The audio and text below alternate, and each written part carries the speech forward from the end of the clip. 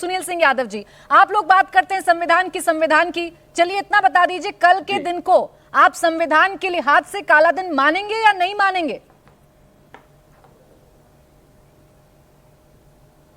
देखिए, हम केवल एक बात कह रहे हैं, संविधान आज हमारे सभी नेताओं के, सांसदों के हाथ में था, तो इसका मतलब सरकार ये समझ ले कि उसकी तरफ आप गलत नजर नहीं डाल सकते।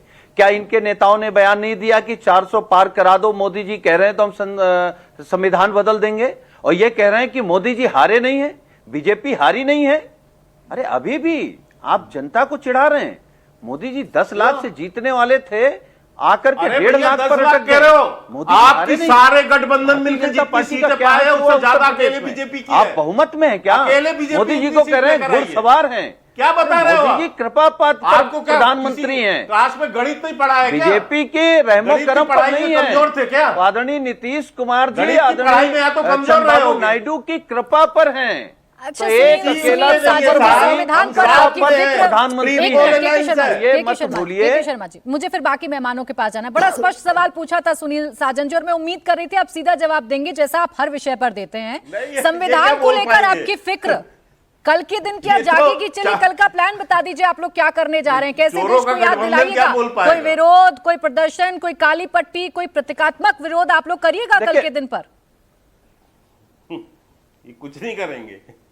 देखिए प्राची जी, जी जितनी जिम्मेदारी सरकार की है देश को तरक्की की तरफ ले जाने की, उसका जवाब किसानों की खुशहाली के लिए, रोजगार के लिए, जवाब नहीं देंगे, इस देश में रोजगार के इंतजाम हो, उतनी जिम्मेदारी विपक्ष की है। तो हम लोग इस बात के लिए सहमत हैं कि सहमति से देश चलाएंगे, लेकिन हम इस बात के लिए भी मजबूती से खड़े हैं कि आप तानाशाही से देश नहीं चला सकते। ये सवाल नहीं था सुनील साजन जी, मुझे रोकना बोल नहीं पाएंगे, कांग्रेस के पिछलग्गू है, कांग्रेस के पिछलग्गू है, जिम्मेदारी क्या है इस पर तो चर्चा करूंगी। मैं तो ये पूछ रही थी 25 जून को जो इमरजेंसी लगाई गई थी, वो कल का दिन आपके लिए काला धब्बा है या नहीं? बस इस पर जवाब देना था आपको सुनील साजन जी। उम्मीद करूंगी आके जवाब मिल जाएगा मुझे। अभिषेक जी, मैं अन्य मेहमान के पास चली, मैंने पूरा समय दिया था सुनील जी, अब मैं अन्य मेहमान के पास चली। लाइन में बोल सकता नहीं बोल पाओगे, प्रवक्तागिरी चली जाएगी। आप बोलिए सुनील जी, जल्दी बोलिए, एक लाइन में बोलिए। मैं केवल ये कह रहा हूं कि इमरजेंसी को कोई भी अच्छा नहीं कह सकता। इमरजेंसी के खिलाफ तो हम सब हमारे जो पुरखे थे, समाजवादी आंदोलन से निकले लोग थे, सारे लोग जेल में थे। इमरजेंसी को कौन अच्छा मान रहा है? और इमरजेंसी को लेकर के राहुल गांधी जी ने, कांग्रेस ने माफी मांगी है देश के सामने। कब मांगी है? क्या आप माफी मांग रहे हो? कब मांगी है? आपने एयरपोर्ट मांगी है? बताओ आप, राहुल गांधी ने कब मांगी है? सोनिया गांधी का एक बयान बताओ। आप उद्योगपति, अरे पिछलग्गू हो कर रहे थे, उनके पिछलग्गू हो। चलिए सर, ठीक है, आप बता दीजिएगा कि माफी कब मांगी है। सुनील सिंह साजन जी बता दीजिएगा माफी कब मांगी है। पूरा डिबेट में समय अभिषेक जी के पास जा रही हूँ। अब एक मिनट सर, अब मैं आपसी बहस से अलग हटकर जरा अभिषेक जी के पास जा रही हूँ, जिनके ऊपर बड़ी जिम्मेदारी है और जिन पर आप भी निगाहें लगाकर बैठे हुए हैं। अभिषेक जी, आज तो संसद के सत्र की शुरुआत हो गई, जितने नेता थे, जितने सांसद थे, शपथ लेना शुरू हो गया है। कल भी शपथ ग्रहण का कार्यक्रम चलेगा, लेकिन अभी भी निशाना और निगाहें पूरे विपक्ष की आप पर हैं। उम्मीद से भरकर आपको देखा जा रहा है दोनों ही पक्षों की तरफ से।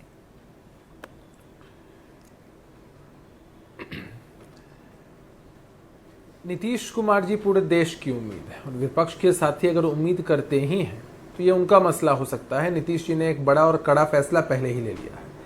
18वीं लोकसभा का आज पहला सत्र था, और सभी नवनिर्वाचित सांसदों को हम हार्दिक बधाई, शुभकामनाएं देते हैं, चाहे सत्ता पक्ष से हो, विपक्ष से हो। जनता के चुने हुए प्रतिनिधि के रूप में अपने दायित्वों का निर्वहन वो सदन के अंदर करेंगे, इस बात की हमें पूरी अपेक्षा है। और हम अपेक्षा अपने विपक्ष के साथियों से भी करते हैं कि इनकी भूमिका भी सदन के अंदर, सदन के बाहर सकारात्मक रहे, देश को प्रगति के पथ पर अग्रसर करने के लिए रहे। लेकिन जिस तरह का आचरण ये लोग लगातार पेश करते हैं, उससे ये चीज़ें स्पष्ट होती नहीं दिखती हैं प्राची जी, और तब दुर्भाग्यपूर्ण लगता है। अरे भाई, 400 पार का नारा दिया गया, ठीक है, सीटें कम आई, लेकिन उसके बावजूद हमारे प्री पोल अलायंस एनडीए को देश की जनता ने अपना पूर्ण बहुमत दिया।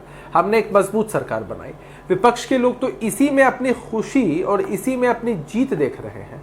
मैं एक कहानी फिर से बताता हूं आपको प्राची जी। एक बच्चा क्लास में फेल हो जाता है, टीचर उससे पूछते हैं कि फेल होकर के भी तुम इतना खुश क्यों हो? बच्चे का जवाब आता है कि मैं खुश इसलिए हूं क्योंकि टॉपर को पिछली बार 95 नंबर आए थे, इस बार 85 नंबर ही आए हैं। टॉपर के नंबर घट चुके हैं, इसलिए मैं खुश हूं। अरे भाई बताइए जरा, जो पहले भी विपक्ष में थे अभी विपक्ष में हैं, वो इतने खुश हैं। हाँ, सांसदों की संख्या बढ़ गई है, इसमें कोई दो राय नहीं है।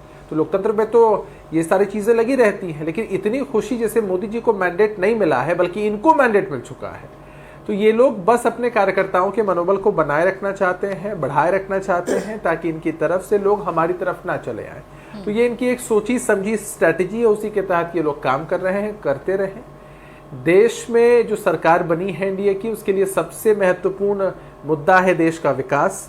कैसे युवाओं को और रोजगार के सुअवसर मिल सके, महंगाई पर और भ्रष्टाचार पर पूरी तरीके से कंट्रोल लग सके, इस दिशा में सरकार पहले भी काम कर रही थी, आगे भी मजबूती के साथ करेगी। रहा सवाल नीतीश कुमार जी से उम्मीद का, अरे भाई इंडिया अलायंस की तो परिकल्पना ही नीतीश जी की वजह से थी, फाउंडेशन स्टोन उन्होंने ले किया था, वरना कहां ममता जी, अखिलेश जी, केजरीवाल जी एक साथ कांग्रेस पार्टी से बात भी करने को तैयार थे। चीजें नहीं बनी, नीतीश जी ने फैसला किया, और अब ये लोग लाख कोशिश कर ले, उससे कोई फर्क नहीं पड़ता है।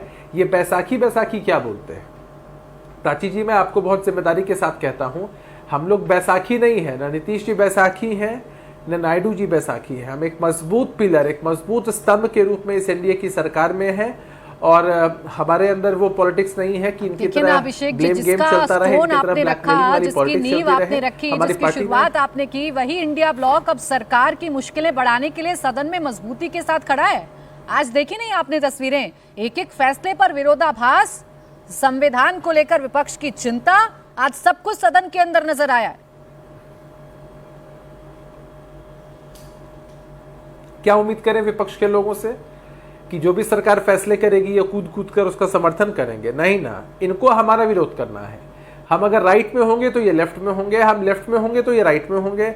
इनको मुद्दों से कोई मतलब नहीं है। जनता के भले के लिए भी कोई कानून अगर पास होता है या कोई बिल अगर पेश किया जाता है, तब भी ये उसका विरोध करेंगे, क्योंकि इनको विरोध करने के लिए विरोध करना है। करते रहे, उससे क्या फर्क पड़ता है। और संविधान को अपने हाथ में रखकर अगर पॉलिटिकल नौटंकी करते हैं, उसे क्या समझ में आता है कि संविधान के बहुत बड़े हितैषी हैं ये लोग। अरे भाई, जिस अमेंडमेंट की ये बात करते हैं, नेहरू जी और राजीव गांधी जी ने अमेंडमेंट नहीं किया था।